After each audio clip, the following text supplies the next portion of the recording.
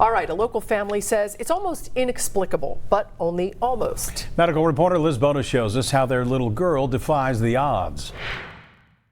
Shortly after baby Kendall was born, her parents, Natalie and Scott Dotson, were told something was terribly wrong. She had liver failure. She had she had stopped growing in utero. It turns out Kendall was born with a virus called CMV. CMV is cytomegalovirus. It's a large DNA virus in the herpes family. Dr. David Bernstein is now testing a vaccine to try and halt this transmission from mother to child. But when Kendall was born, Dr. Choo said Kendall not only had extensive damage to an area of the brain responsible for motor function, fine motor function, cognitive processing, problem solving, speech and language.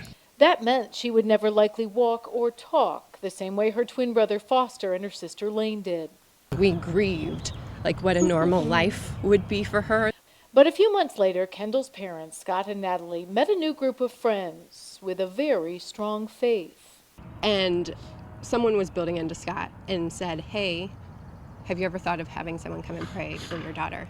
And our answer was no, we have never thought of that. Some people that we didn't know came to our house one Sunday afternoon and prayed for Kendall. It was a prayer, as you can see, they say. Now 6 years later, that was clearly answered. What do you like to do at the park? I was watching you. I like to go play outside. Kendall is still overcoming some speech challenges due to hearing loss. But as for everything else, literally in an afternoon of prayer, that's all been restored. And not just on the playground, but inside her brain. Dr. Choo showed us Kendall's early MRIs, where you can see the white area of the brain that is damaged. 2 years later, the same area scanned, and it's all but disappeared. He admits it is not normal to see full recovery of those types of things. So was there a biological or medical explanation that you could see? No, it's such an unusual thing. I mean, it's easy to chalk it up and say, kids just have this incredible regenerative potential.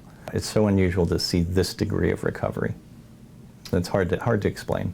Dr. Choo says even with all his scientific training, when he looks at Kendall now, I definitely believe that there are additional forces at work and play helping us take care of these kids. So I had to ask, do you believe in miracles? Yeah, I do. She's definitely in that category. As for Kendall's family, her dad, Scott, is a scientist, and he said he never believed in miracles. But now? When doctors are using words and miracles and telling you that your daughter's not going to have paralysis or early death or seizures because of a miracle, you have to change your opinion very quickly. In Blue Ash, Liz Bonus, Local 12 News. Kendall's mom is also an advocate now for raising awareness of the virus that nearly took her daughter's life. Young women are still needed to help with the vaccine trial that Liz was talking about. We have more information about that at local12.com.